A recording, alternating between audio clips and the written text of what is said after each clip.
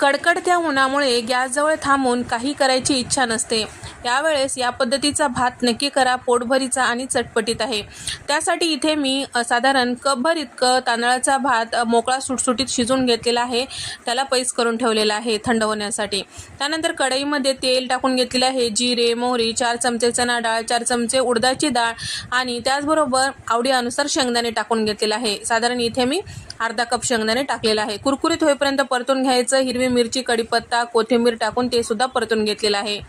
1 चमचा हळद, त्याचबरोबर चवीपुरतं मीठ टाकून घेतलेलं आहे.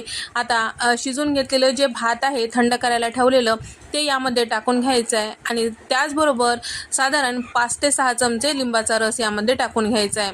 सोबतच वरतून आणखीन थोडीशी कोथिंबीर टाकून घेतलेली आहे. आता इथे आपल्याला झाकून छान दणदणीत 5 मिनिटं वाफून घ्यायचं आहे. इथे आपला तयार झाला नेहमीपेक्षा दुप्पट चवीचा लेमन राईस. एकदा या पद्धतीने